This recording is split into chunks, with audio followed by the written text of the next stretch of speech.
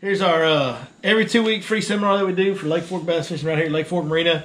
And it's fall to winter transition. We got some fish starting to set up, a few fish starting to set up in actual winter patterns. We've got some fish, a few still left in fall patterns, and we got a lot that are in between. But a couple things that we're going to talk about tonight that can really bail you out in these situations where you kind of maybe don't know what to do because the traditional fall pattern's kind of sparse and you just catch a few doing that. And the winter pattern's not really there yet and you only catch a few doing that. Or there's a couple different patterns you can pursue that can get you some bites and can get you a number of bites and it'd be a lot of fun during this fall to winter transition when a lot of guys are going to come out here and hit the struggle bus really, really hard. First one is going to be offshore. There's a multi-species deal that sets up that holds bass offshore every year this time of year. And the good thing about that is it holds some of the very biggest bass in the lake. Now, those bigger ones, of course, like always, the bigger they are, the harder they are to catch, harder they are to trick, the fewer they are when you get bites from them.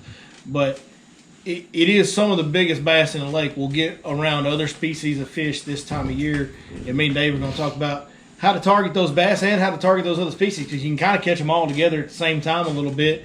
And really, like if you got kids or something, my favorite time to take them two boys right there out to Lake Fork is right now because they can catch so many numbers of different species of fish. And then there's another pattern I'm going to talk to you guys about at the end. It's just something that I've kept in my back pocket for forever at this point. But it's just finesse fishing a little Texas rig Senko. And it works so well this time of year, and it always has. And I've never really talked about it. And it's just kind of one of those things that I go to and I lean on when nothing else will work. But every time I do that on those tough days, it seems like I always end up having a good day. And then I want to kick myself in the butt. Like, why don't I always do this? Well, it's just not my preferred way to fish, but it's really, really effective this time of year. So, and at what depth? I'm curious. We're gonna they gotta wait. You gotta wait till the end. You gotta wait till the end because I want to start with this offshore deal, David, because I know me and you have discussed this a little bit in our phone conversations and whatnot. But this offshore deal that happens is pretty unique this time of year, and I know you kind of see it the same way. We actually see things very similarly on this deal. But we use two different strategies as how to catch them. Yes, we do. So you're going for the giants, and I'm just going for the numbers. And drop shot is really a winner at this time of the year, and in that 17 to 20 foot window. And tell us about what's happening out there, like the types of areas these fish are set up in and just, all the different species. Because that's pretty unique to this time of year when you get all those species mixed together. It's just nothing more. It's not rocket science. It's just running points. And the interesting thing about this is you're going to run a lot of these points and you're going to see that on some of these points there's barfish. This is probably the only time of the year that those barfish will actually set up on points. A lot of times, earlier fall, they'll set up on road beds. And my last guide trip that I had, that's what we focused on was the road beds and hard covers, the underwater bridges, things like that. And my man was looking for a big fish is what he wanted. And I said, probably not going to catch a lot of numbers, but we have a chance to catch a good one. And that's exactly. He didn't get the giant he wanted, but he caught 2 close to 6 and another one that was just short of 5. And so that was the only 3 bites we had on that pattern. Hold on, wait, time out. But it was okay. Hold on, pause. We got to stop. We're not going to go past that like you didn't just say what you just said. Why? But my man said he was disappointed, didn't get the fish he's looking for. He caught 2 over 6 and 1 over 5. Well, he was looking for an 8 or a 9 or a 10. Only at Lake Fork, folks. Only at Lake Fork do you come catch 2 6s and a 5 and go home like disappointed. Man, we didn't really get what I was looking for. It's not a numbers play, and we ran a bunch of places that looked exactly like it, and the places that I found the barfish were the places where these bigger fish were. But there's just not a lot of bites. That's a key part of it, right? So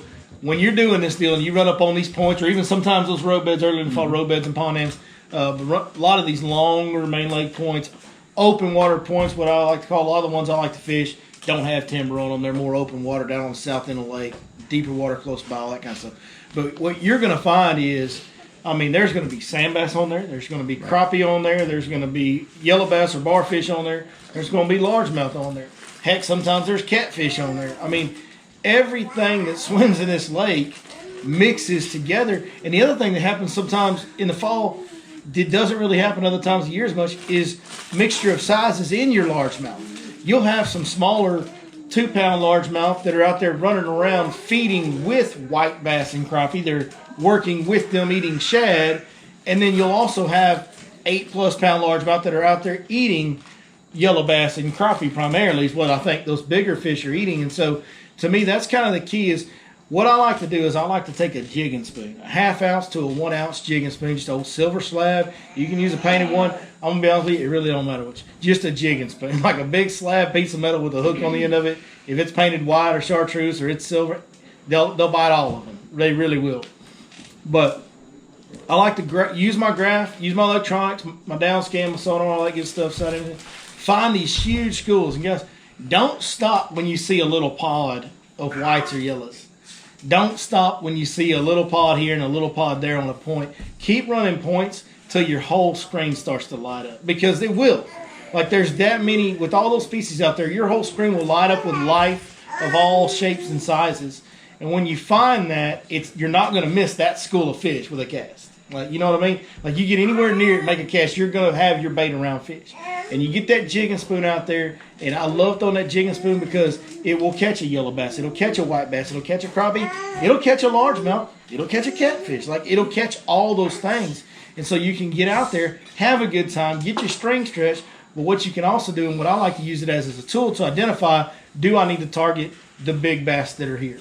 Because if I fish those big schools, conglomerate schools of fish that I'm seeing on my electronics, I throw that jigging spoon in there, and all I'm catching is big white bass. Or I'm catching, white bass and a couple of largemouth. If I'm not catching the yellow bass that are the size of my hand or smaller, I'm not catching the crappie that are the size of my hand and smaller, I'm not going to bother fishing for bass. Well, and that's the key component. I'm going to have fun catching those multi-species, and I'm going to bail. When I find those yellow bass and crappie hand size or smaller, now I'll go switch it over, and I got a few different things I'm going to throw. One's going to be a giant flutter spoon. I love to throw that. You're not hardly ever going to get bit on it. But when you do, it's going to be hurt. But I really love throwing an Alabama rig. Now, an Alabama rig, the white bass are still going to hit you. A crappie will hit it once in a while. But primarily, you're going to catch either really big white bass or largemouth bass on that Alabama rig. But big spoon, Alabama rig, and then a deep diving crankbait and a Carolina rig. So if I am seeing the right size bait and the right type of bait, the baby crappie and the baby yellow bass, I'm going to try all 4 of those techniques on that spot, and I'm going to fish it very thoroughly and methodically, looking for those bigger bites. And on my Carolina rig, I'm going to throw the big impact shad, the big oversized fluke style baits. Because remember, even though we're calling them baby yellow bass and baby crappie, guys, these things are the size of your hand. If you've ever seen the 6 or 7 inch impact shad, what is it the size of? It's the length of your hand, right? And I like to throw it in disco violet or disco green, because that's just the closest color I can get to the yellow bass and the crappie. So that's what I'm doing. Those 4 techniques. Deep diving crankbaits, I'm throwing in chartreuse colors to mimic the yellow bass. Chartreuse blueback, chartreuse blackback, stuff like that. But that's the 4 techniques I'm using to target those bigger bass in those situations. And the key is patience and understanding what you're doing when you're the way that I'm fishing. Like David alluded to earlier, I'm looking for the biggest bass in the lake that's eating bait the size of your hand and nothing else. So you're going to have to be patient. You're going to have to make a lot of casts. You're going to have to cycle through baits, and really you're just looking for a couple bites. In the meantime, you're going to catch a lot of fish on that jigging spoon, experimenting and exploring those areas. You're going to catch a lot of every species. You're probably going to catch some smaller largemouth, but to catch those big ones, you got to have the stick-to-itiveness. I have a little bit different strategy. Yeah. Same concept, but a little bit different strategy. When I pull up on those points, I'll grab those points, and I'll see what's down there. Now, another one little notch further along this, there's clean points and there's ragged points. Mm-hmm. And so the ragged points are the points that have little stick-ups down there, that have root systems, have all kinds. And there's a lot of points on this lake that have that. There's a lot of points that are clean also. There's days where I won't see anything on the clean points, but I'll see them on the points with a lot of junk. There's no standing timber on these points, but the bottom is just covered with garbage, all right? And so when you see that stuff in there, I'll see what I'm looking for, like he says, the sand bass, the white bass, but I'll pull out like a 3/8 ounce spoon on 12-pound line with a little feather on the back.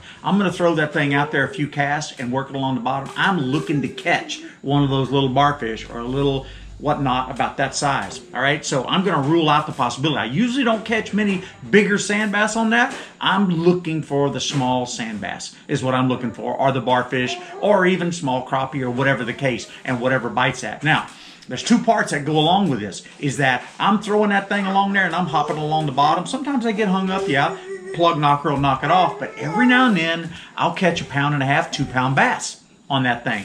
And so that tells me that if I can't get a bite on a bigger bait, long lining and I'll usually long line a 10XD in the barfish color. He meant C25 Cloud 9 series. Oh yeah, either one. Yeah, you're right. I should have prefaced that. I'm kidding. I should have prefaced that. Kidding. But it's got the barfish color. It's yellow bass color with stripes on it. So you're using the 10XD. It looks like a barfish. It looks exactly like a barfish, and can make a long cast, long line, all the line off of it, turn around and then reel it in, and coming down the slope of those points. And if there's some big ones there, you're usually going to connect on them. All right. If I don't make, I make 10 or 15 casts on it and I don't get a bite, then I'm going to pull back up into that window we just talked about, 17 to 20 foot. I'm going to throw that drop shot around, and most of the time I'm going to catch the small fish, the 1.5, 2.5, 2 pounders, maybe occasionally a slot fish there that didn't hit the crankbait. Yeah. And so that's what I've been looking at during this time of the year at this water temperature. That, and he said the key thing is the A-rig.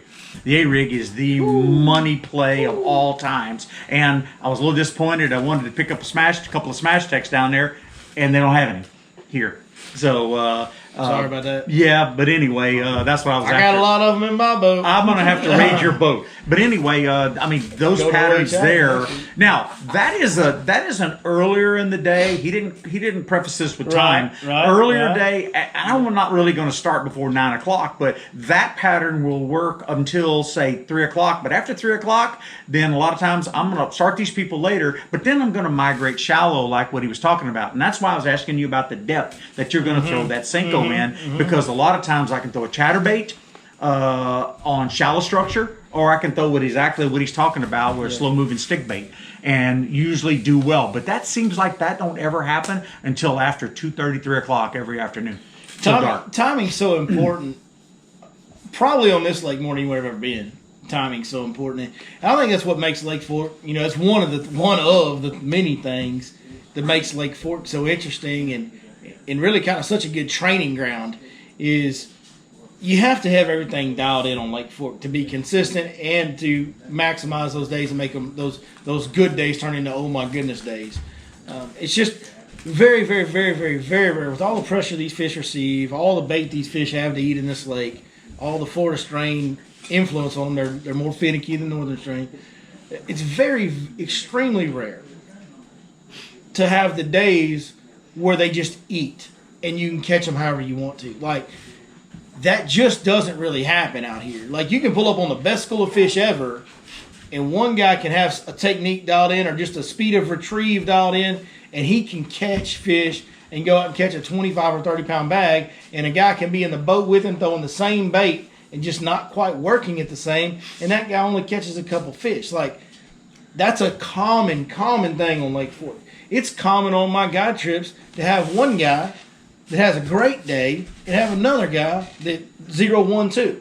Yeah. That happens all the time out here. That's just how particular these fish are because of all the conditioning they've received over the years from all these. And it's not just the pressure that's on Lake Fork, but it's the type of pressure. You got more full-time fishing guides on this lake than any other lake in the country. It's a smaller lake. All the best fishermen from around the country, including the tour professionals, they all come here to fish for these fish. We've got one of the best group of local anglers you'll ever find anywhere other than maybe Rayburn or, like Gunnersville, maybe like great group of local guys that can catch them as good as anybody. And they're on this lake full time. Like, they're here nonstop. So not only is this lake smaller, so we got more pressure per acre, all the other stuff we talked about, but the quality of pressure that goes out here is probably second to none, I would say. Yeah, the quality of fishermen here is outstanding. But I'm going to take one more step out here, and he said he hit the nail on the head. He's talking about a day-to-day basis and the timing, but what ends up happening a lot of times, if you get cold fronts rolling through every 4 days, you don't ever have that good warming day prior to the cold front most of the time, especially if they're compressed. I remember in my notes, I was looking back last year or the year before last, we had a sequence of about 2 weeks where there was a cold front every 2 to 3 days. Every 2 to 3 days. And so that cycle was brutal because, and I've been watching here in the last week and a half or so. You have any idea what the barometric pressure has been the last week and a half? It's been up there. The lowest day was 30.12 in the last 10 days. All right. And the highest was 30.46. I don't get as in, like, David's much better with the details than I am. I'm kind of like, go out and look, yep, bluebird skies, it's going to be tough. You know? But it explains how you're going to fish that day and what those fish are going to do. I told a customer, I think maybe this week, but I just recently told a customer one day, I'm like, man, it's like every day is post-frontal. Like, it's not cold, but every day is like post-frontal conditions. You know what I mean? Yep. And he looked scared to death when he slid out of that chair. Yeah. But I mean, when you get into that situation, what I've found happens, and we talked about this on a seminar a few weeks ago, is that you'll grind yourself to death for the first 4 or 5 hours of the day, and then you'll land into that window in the afternoon where all of a sudden, when you get a 30-20, 30-30 barometric pressure, where everything comes together in like a 2-hour window, and you have all your bites of the whole day is usually in that 2:30 to 5 o'clock window, and you know what? You save the day. And so I see that more often than not. So if you find a place, like a point that's got the bait fish and stuff like that on it, you hit it, say 9 o'clock, 10 o'clock, 11 o'clock in the day, and you didn't get any bites on it, but you see the bait, come back there at 4 o'clock and make a pass on that same exact spot and see if there's a difference. Speaking of timing and adjustments, and what you said earlier about the offshore bite being better earlier, that I tend to find the same thing, and I do start a little earlier. We'll start at 7 o'clock and go out there and just get after them, run off the bat out deep and all that. But, man, what I've found is when that deal kind of goes away on me, and I usually leave it a little early, like I'll leave it maybe after lunch sometimes or whatever. But when you get into that mid-afternoon, early afternoon time frame, sun's been up for a while, ridges. I mean, main lake, creek arm, all this time of year, all the bridges play. What happens is these fish, as that sun gets up, even though it's not hot water, those fish still use those shade lines around those bridges as ambush points, and they really like to set up on those cross members and pilings. And that's because there's shad there and there's crappie there, and a lot of these things they like to eat. But you can go to bridges in the middle of the day, the afternoon, and you can look, if you have live sonar, you can look and just see fish on most of the pilings you look at. And then you look for the bigger returns on your live sonar if you have that, and that's where you throw your Alabama rig. And it's great having live sonar with those. I've always gone and thrown Alabama rigs around bridges this time of year. Hey, this is when the Alabama rig got introduced. I don't know if anybody remembers that, but when the Alabama rig first happened, it was Paul Elias, Lake Guntersville in November, throwing it around bridge corners and pilings. That's how the Alabama rig got started in the bass fishing world in earnest. Like when it went crazy. It was. So I've always remembered that. And every year in November, especially towards the end of November, like we get around Thanksgiving time, I go around the bridges and I throw an Alabama rig around them pilings and cross members. And I've always produced in late November and on into December. And right now is no exception. That is another pattern. It's a viable pattern right now. And it's not just jam up yet like it usually is. I don't think we've quite gotten cold enough. I think the colder it gets, the better it'll get. Like if we'll get another cold front or two, which we got one coming in 2 days. But we get another cold front or two, that pattern will get better and better. And so that's another thing that there's, how many bridges are on this lake? Do you know? It's like 15 or 20 bridges on this lake. There's tons of bridges on this lake and creek arms. And you can catch them all, guys. Don't overlook the ones that have 1 or 2 sets of pilings that are in the back of a creek somewhere. Like, you know, way up north, Coffee Creek, like, don't overlook that. Those fish that are shallow water driven fish, as it cools off, they're going to suck down into that channel. And I guarantee you the channel goes under that gap in that bridge. Because it's the only place it has to go through, right? So that channel goes under that gap in that bridge. So don't overlook those small bridges. And then, of course, the main lake bridges can be good from one end to the other. I mean, every piling can have them on it. He said the most perfect thing. He said, you know, I mean, it's going to get better. And mid-50s, is awesome. Mid-50s is great for this pattern. Absolutely, 100%. You know, and what happens in the mid-50s? Most people go home. No, you need to rank them back. I think the fishing gets better, and we're talking about ways to catch them while it's really not that great at fishing out here right now in this transition period. To me, honestly, the lake fish is a lot better once we get into winter patterns. It just makes more of the fish do the same thing. Yeah. I think people really underestimate in bass fishing the power of the extreme conditions, whether it's extremely hot, whether it's extremely cold. Anytime you get extreme of either one for a prolonged period of time, it's going to make more and more fish in the lake do the same thing. And anytime you get bass grouped up together, it's like having a room full of them little youngins right there. If one of them gets something to eat, all of them going to need something to eat like right now. It's the same thing with these bass. So the more of them you get put together in the same area, the better it is when you throw a bait in there because they're competitive as all get out. And if one eats something, man, they all want to eat something. Yeah, well, a testament to that is perfect. It was January, how many years ago, 2 or 3 years ago, we used to have these guide tournaments, and he won one of them with over 30 pounds. Well, technically, it was like a tie. I got second with like less than half an ounce deficit or something. Yeah, but anyway, the point After is, 3 or 4 recounts. These were some big fish in a time when most people are hiding by a heater. And so the fact is, we had 24 pounds in the first hour. These fish will bite. I mean, at that time of the year, especially on these techniques, is what he was just talking about. The A-rig, the crankbait, things like that. And on certain structures, and, if you know where they're at, it's well worth going to look at it. It just groups them. When the weather gets extreme, it groups them. Like that deal at that guys tournament was a creek channel junction and bend, big creek bend, shallow water creek channel, but had a big bend in it with a good drop off and a secondary channel secondary drain coming into it right there in that bend. And all those fish we caught in that first hour were all right there. I mean, we were just. You never told me where that was. Yeah, no, I sure haven't. You're right. You didn't tell me where that was. You can subscribe to the Fish Life app. In January, you'll probably find it. I'm sure. Actually, that one where we fished that year, I don't think there's any water on it right now. Not outside of the channel anyway. Yeah. It's too low. But no, that bridge still get better. And creek channel bends with jigs, we're starting to catch a couple fish here and there doing that. That'll get better as it gets, like all those things, as those fish get grouped up, and they're like, they were talking about, heck, I've sat there in 35-degree weather on camera in the past on this channel, on the Your Lake Fork Guide YouTube channel. You can go back and look up an old video of me and Tim Rhodes fishing a jig in a creek bend, and we catch 4 or 5 in a row. Like, I throw in there, catch one, he throws in there, catch one.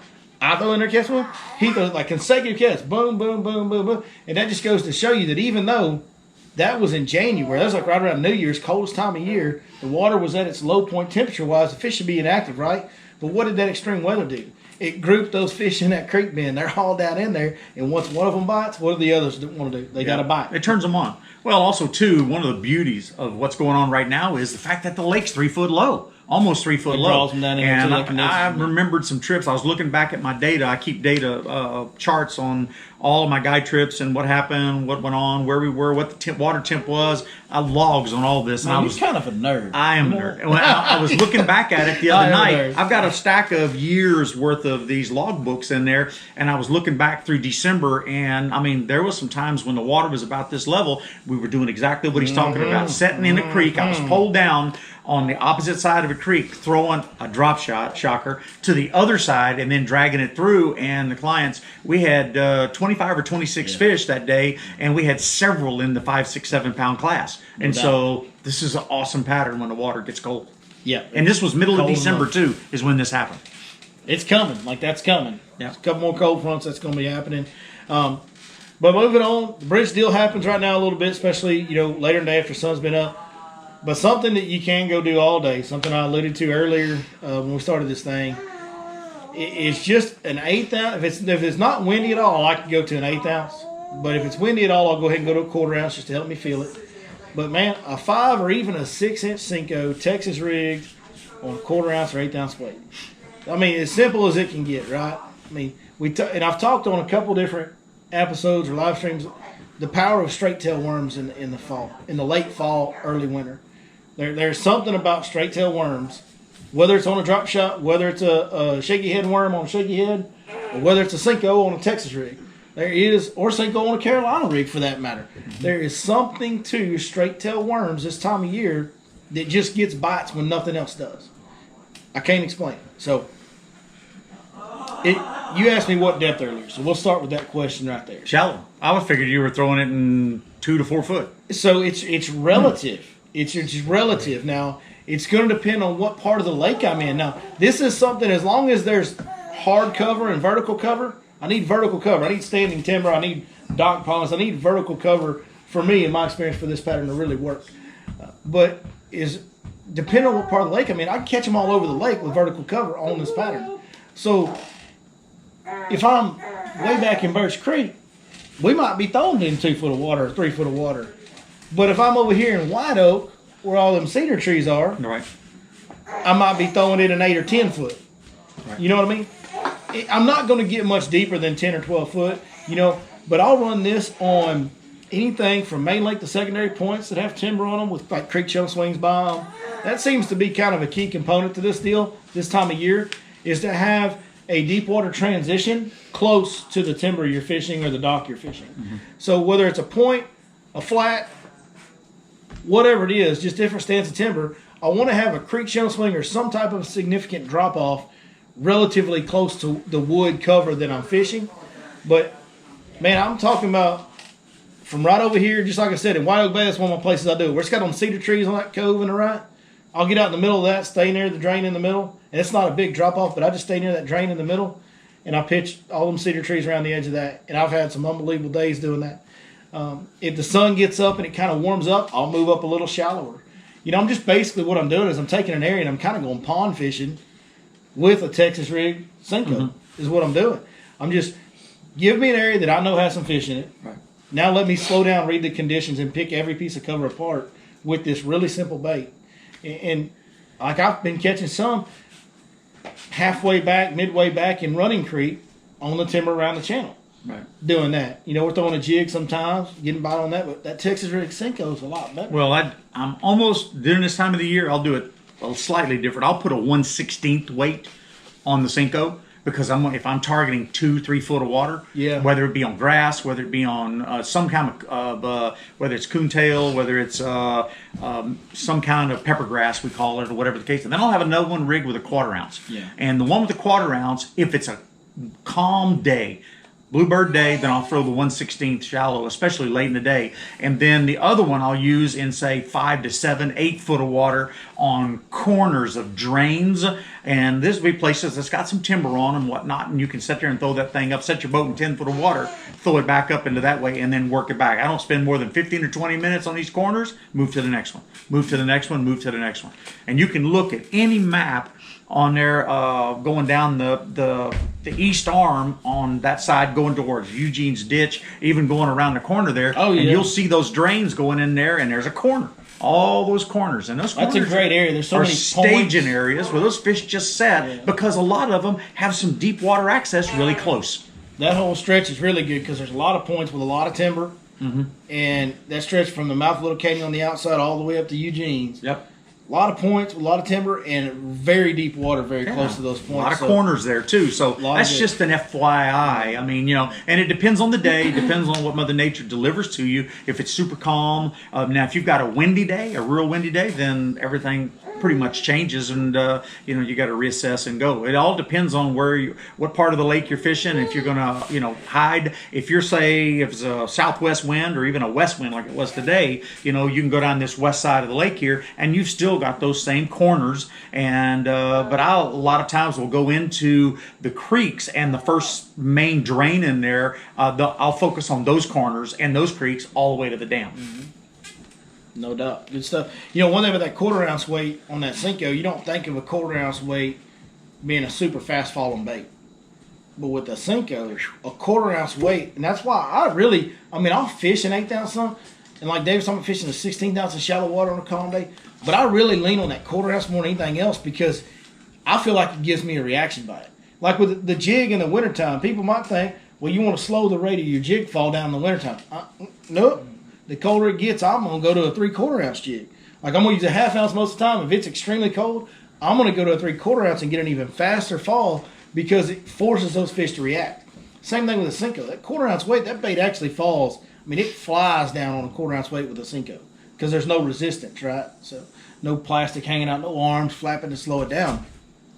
I really have always been a big proponent of reaction. Like David always says, I'm a power fisherman. So even when I'm slowing down, with a 1/4 ounce Texas rig, He's still going 60. I'm still power fishing it because that bait, I believe in my belief system, my confidence. We talked about that in the lesson. It's so important for me, for my confidence to be there. I need to have reaction qualities on my baits. That makes me feel better about it. I feel like I got a better chance of making a fish bite when that bait zips bomb and lands hard than I do with a bait that does this. Right? That's me personally. David's more of a finesse fisherman. He's got more confidence in baits that will stay in their face longer.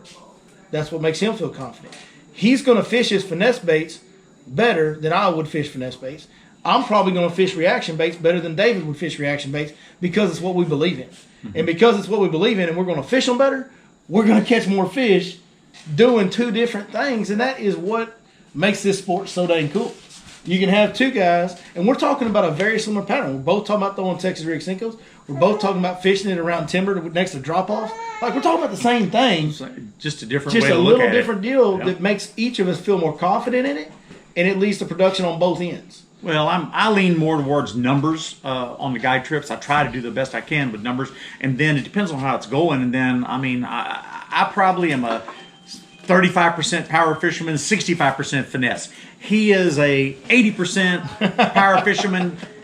He squints on the 20% finesse. Yeah. So I mean, He will do will. it, and that's why I I'm giving him will. the 20%. You know, but I mean, that's just the way you have to break it down because there's days that you're actually forced into this, and you have no other choice.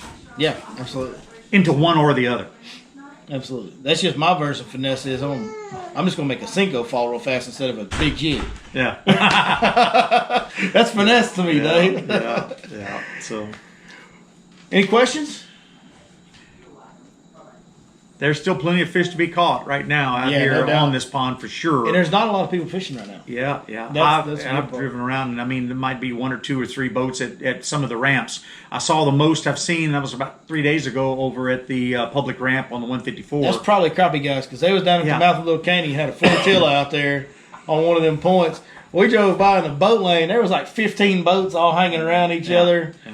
So, and that's a mixture. But there was more trucks there. Here's what I want to know. Why can't bass fishermen be more like crappie fishermen? Like, them crappie fishermen are fishing from me to you from each other, and everybody's happy. Yeah. You let a bass fisherman get in the same counties as the bass fishermen, they start yelling at each other. Well, there were 5 boats out. I looked at it today. 5 boats outside the marina here, out on the river, out on the main Lake Fork Creek, and they were just spread out all the way down. Yeah. You know, trying to go after them slabs. You know, so all of them probably have live scope or an active target or whatever the case. You know. Well, if they don't, the guy right next to them does. They just look over at his. They're so close to each other. David, I got to ask you this. This is a controversial topic. Here we go. Bass fishermen, the only dudes wear flip-flops to work and be mad.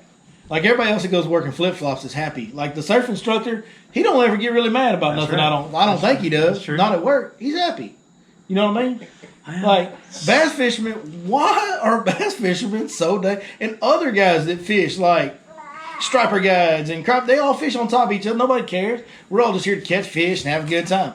Why are bass fishermen so angry with each other? Well, I think it's number one because it's a notorious sought after fish, you know, that has a monetary value attached to it in a lot of cases, you know, because of the competition. You know, let's say, for example, whether it's the Bass Cash Bash type of thing, or if there's tournaments around and people are pre-fishing for those tournaments, and there always is always tournaments on these you know, lakes. and a lot of those people are going to be fishing for that type of thing. So I think it's been a type of thing to where, you know, I don't want you to know where I'm fishing or something like that, or if you happen to pull up on me and cut in front of me, you know, that's why I think people get aggravated with something like that. It's the money. You know what I mean? That's just a speculation. What percentage of these are tournament fishermen? Is it 20? Is it 50? Is it 80%? And the recreational guys, you know, is it 20%, 30%? Who knows what it is? And I've seen plenty of people out there, though, that, you know, they don't get aggravated. They don't care. They don't care. And it may be predators chasing predators. Yeah. Yeah. I mean, you know, the deal is, it's like, I think the money probably started it, but at this point, it's like ingrained in the culture. Is it ingrained in the It's culture? ingrained in For the sure. culture of bass fishing that I don't want you near me when I'm fishing. I don't want to tell you about my secret hole. And I understand some of that from the tournament perspective and even some of that from the guiding perspective. Yeah. I've gone a different direction in that aspect. But there's things that I hold back at times. Without repercussion. There's things that I don't show. There's patterns that I may, like if I figure something out that really nobody else is doing on Lake Fork, I'm going to hold on to it for a little while because that's so rare around here. One of my reasons that I just decided, you know what, there's no reason not to share the wealth. A, because I do want to help more people catch. I mean, that's the core of it is I want to help people catch more fish. It's done so much for me in my life and my mental health that I want to help people experience the same thing I've experienced. We want to see them catch fish. And with today's world, with social media, with these tools right here, you can help more people than you could ever imagine. Right. You know what I mean? So we try to do the best we can for that. But one of the things that made me okay with doing that is it's Lake Fork. Ain't nothing staying secret very long out here. Like, everybody pretty much knows where everybody's fishing. Like, I know areas that David likes to fish. David knows areas that I like to fish. Yeah, but every place... Without us ever telling each other. Every spot on this lake's a community hole. Pretty much, for the most part as well. The whole lake. Well, at some point, you're going to run into somebody. Yeah, they're going to see you. If you fish any time at all. When you're a guide, you have customers, then they come back with their buddies, and it's part. So that was one of the reasons that made it, to me, no big deal to talk about where I was fishing because everybody's going to find out anyway. It's all going to get out there. Well, and also, too, there's one big key factor that goes along with that is the timing. Like, he'll have a spot, which I know he sets on a lot, and most of the time he's there early on that spot. You know, and I mean, I fish tournaments on that same spot, and I'm there early because we'll catch a lot of our big unders in some of these stringer tournaments in that area that he goes into a lot, you know. And then most of the time, those fish aren't there after 9 o'clock, 9:30 in the morning. You might as well not even worry about fishing there. Yep. And then there's other areas, shallow water. I mean, I think That's you're a talking about shallow shallow area. water. Yeah. Shallow area. So what we're talking about. So you're right. And I love to start my day there during that time of year for long parts of the year. And then I've got another area that looks exactly like that. Like it's the same. Like it's the same deal. Shallow vegetation, creek channel, all the same stuff that I fish in this morning area. But I won't even touch it till after lunch because those fish don't bite in there in the morning near as good. You might catch one or two, but they're not really gonna bite. But you come there in the afternoon, they all get grouped up around that deeper grass edge in that channel. Boy, you can be gangbusters in there, and it's just timing is a part of it. And then there's other things that we did go ahead and expose on camera over the years, which are the details. The details like we've talked to you guys about tonight from the Texas Rig Cinco deal and exactly where to fish it. I mean, and it's simple. There's nothing to it. You just pitch it to timber, shake it, pick it up, pitch it to the next piece of timber. Simple technique, but where we're fishing it and the type areas we're looking for with those transitions is kind of the key deal. And it's just something that gets overlooked, and I think that's why it works so well.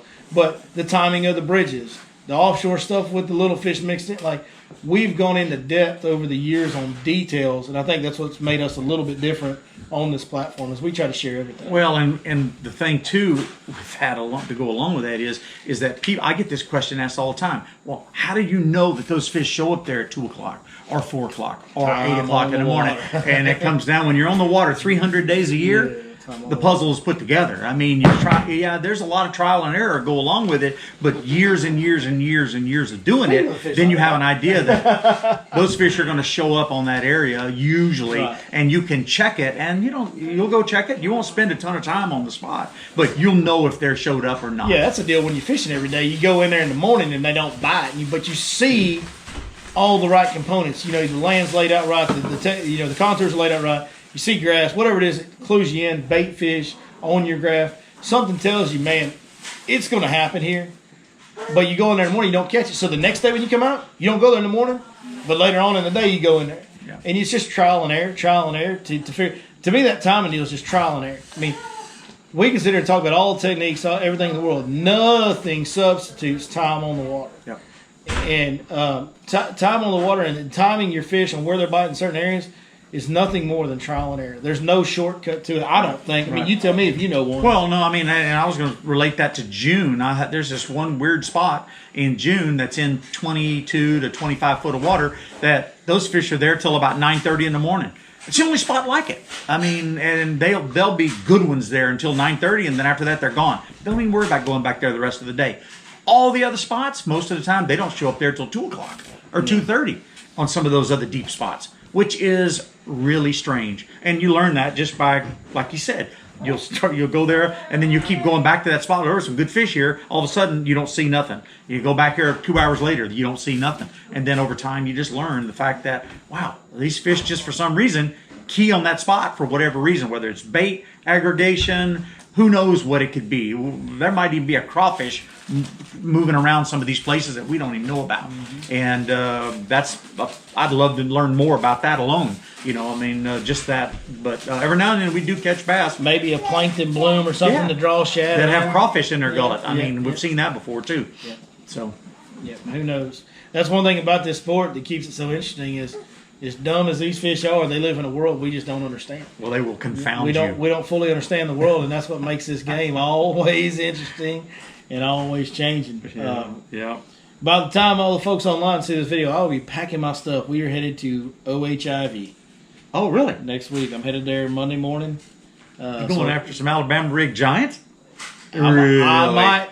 There might be a reason my boat's loaded up with smash take Alabama rigs. No wonder there wasn't any down there. I tried to go get one a while ago. Yeah, Heath didn't have any still at Lake Fork Marina because I went to his house and got them all. Oh, I just broke into his shop and stole them too. I didn't pay him for them or nothing. I just went in there. Like I know where the key is. I know where the hide key is at. So I just break into the shop and get them. That's how we do that. Dave, you got to hang around these bait makers. You got to be real good friends with them, and then they show you they start trusting you. Then you can just steal whatever you need. See how that works? Yeah. Like y'all thought I went down to 6 Cents and made that video that we put out Monday to make a cool video about 6 Cents. No, it was talking raid their warehouse. That's the whole reason I went down. He had ulterior motives by doing that video, and I watched the video. Yeah, absolutely. I went in that warehouse like I had a grocery buggy, man. I was just like raking it in. No, it's good. No, we'll be at OHIV. I've heard it's fishing tough, so I don't know. What's the lake level? I don't know. I plan on doing a lot of research this weekend. I haven't gotten to any research yet, and I'm clueless, Dave. It's got to be low. If these lakes are low, most of the lakes around Southeast Texas are low. There's been no rain, so I would think that West lake Texas, is a little on the low. West Texas is probably low, which is fine. That just can. I think that. Let's talk about that for a second, because people get freaked out by low water, thinking it makes the fishing tough. No, I couldn't disagree more. Yeah, I couldn't. It puts disagree more more fish either. in less water. Yes, condenses them. Yeah, it'll congregate them too when the water comes down. I mean, back when this lake was 7.5 foot low, I don't know if there was ever a time on the planet when this lake fished so good. Golly. Oh yeah. I kind of wish they'd leave it at about 4 foot low and just new pool level. We'd have some. That's the adjustment of whatever the pressure, the fish, or whatever they've done. That might be the adjustment. So I wish we could get on. In an ideal world, we could get on this cycle. This would be ideal, right? So right now we're already 3 foot low. Let's go ahead and drop it down to like 10 foot low. Let's get extreme with it, Dave. Let's get 10 foot low. Let's really condense these fish. Let's leave it there for 5 years. Then let's raise it all the way back up to full pull. We'll have all kinds of growth that'll flood. Then the soil will be more fertile, so hydrilla and coontail will grow back in that first 10 foot of the water column. Let's leave it at full pull for 5 or 6 years. Get a lot of really good spawns in. Get a lot of good fishing in while it's full. Then when that starts to taper off 5, 6, 7 years down the road, let's drop it back down to 10 foot low again. Condense all those fish. If we can just do that, zigzag it. If we had like a magic button that we could just drop, this lake would fish good all the time. Well, I mean, based off what he just said, I know of a lake that they dropped down 8 foot low 2 years ago to do some work on the dam, and I happened to wanted to go over there to check it, and couldn't even get on the lake. The ramps were closed, so I wasn't able to fish it that year. You talking about the G word? No, and then the next year I found out that they got the dam done and the water was back up. So we go over there. I ran every inch of that entire lake. It took all day looking for grass, and there was only one spot on that lake where grass had grown in 2 to 3 foot of water. Mind you, what he just said is that was dirt the year before, and so I want to make another ride over there to see if now the grass has grown. It takes a little time for it to come back up, for it to come back up, and that could be money time. It did when we were 8 foot low and it came back up. It took a little while for it to come back here too. Yeah. It takes time. Because what happens is a lot of stuff grows up on that shoreline, then the lake floods it, all that stuff has to die off, kind of dissipate, go away, then it can make room for the new growth. Yeah. So there's some time in there. Listen, we're going to have to talk. I'll trade you an Alabama rig for the name of that lake. How about that? You got one on you? I'll find one. I may have to go for that. Yeah. Yeah, but I got some stories I'll tell you about that lake. Oof. Well, there's a lake. I say the G word all the time. I think everybody knows what I'm talking. It's Lake Gilmer. There's a little lake, Lake Gilmer, that used to be like my favorite place to take customers on windy days because Lake Gillman was real small and it's lined with pine trees. It runs east and west, so the north and south wind never hit it very hard. You just used to have just tons of big bass in it. They actually had a dam issue a couple years back and dropped the lake real low, and I mean really low where you almost couldn't launch your boat. And it was, man, the whole lake was real shallow because it's not a deep lake, but that channel that runs through it has a big drop off on it. And it was during the wintertime, and I went out there with a bucket full of black and blue jigs and had some of the times of my life when all those fish in that lake were sucked down into that channel. Yeah, Man, that's a cool lake too, because I took clients over there last year. I'm thinking it was in late April, and we were late April, maybe in early May, and we were throwing not Sinkos, but flukes. And that lake has got a lot of laydowns and a lot of garbage laying into the water in a lot of spots on that lake. They just flooded a forest. They didn't cut nothing out of it. They're throwing it up there in that junk, and man, I'm gonna tell you what, we had a 25 or a 26 fish day, and there wasn't a one of them under 3 pounds. Lake had used to have a lot of big fish. Man, it was hadn't fun. been as good here lately, but there was a while there where that lake had a ton of big fish in it. And I would never disclose the name of. Like I said, I do keep some things secret. Yeah. When we go there. I mean, back in the day when I first year two I was making videos, Lunkers TV caught, to this day, the biggest bass he's ever caught in America there. A 10-2 on a bed fishing with me. I would only fish there about 5 times a year, and every year I'd have one over 10 pounds. Out of 5 trips. Just take 5 trips there, you're going to catch one over 10 pounds. Like, that was the rule for me when I went over there. I caught a fish over there, David, one time. I thought for a while that it was possible to catch a state record out of that lake. That's how big some of the fish were. It was this is before I was guiding and everything in San Luis. But I caught one over there one time that was the biggest bodied fish I'd ever seen in my life. In fact, I set the hook on this fish, and when it came up, it just did the thing that all these real giant ones do, where they just open their mouth and kind of. I had one of those. And they don't really break the water. They just show you their head. So their head's all you see. So when this fish came up, I only saw its head. And I said a couple of words I shouldn't say. And I said, along with get the net, that's a 15-pounder. Like, I'm like, this is a 15-pounder, dude. This thing's bigger than theirs. Get it in the net.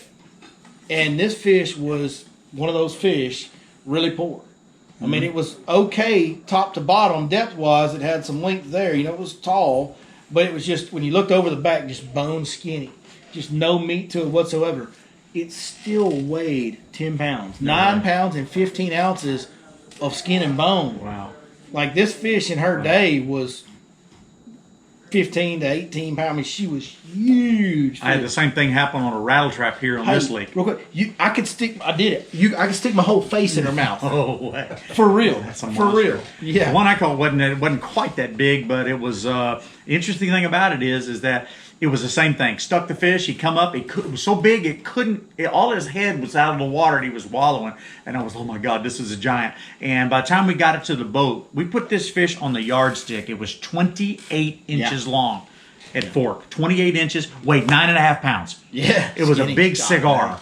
This fish was unbelievable. And You see that sometimes. And one eye was out. This was an old fish. Mouth was huge. And then not long, the next year, this was quite a few years ago, the next year was in Birch Creek throwing a rattle trap during January and caught one that was 11 pounds exactly on the scale. It was only 22 inches long. Yeah. 11. This thing. Somebody caught a 13-pounder out here one time that was in the slot. You Yeah. remember that? 13, 20 something that was in the slot. Yeah. But I mean, look at that fish, and I'm going like, it looked like a football that was just, it was a distorted fish. We put that thing on a scale, I mean, on the board, I couldn't believe it. 22 inches long. That's big. I mean, that's packing on some pounds right there. Makes it That fun. sucker's on the same diet Smash I am one of right those there. on a rattle trap. It ain't nothing more cool. He goes to Whataburger every day when he's done fishing too. You know what I mean? Absolutely. Well, we're kind of rambling and going story time now, so if nobody's got any questions, we'll wrap this thing up Wrap it tonight. up, dog. Wrap it up. Hey, thank you guys for joining us. Thank y'all for watching. David, my man. All right, young man. Y'all Thank look you. us up. You're Lake Fork guy. Get on the water with me and Dave or any of the other great guys we work with. We appreciate y'all watching. We'll be back here in 2 weeks. Thank y'all.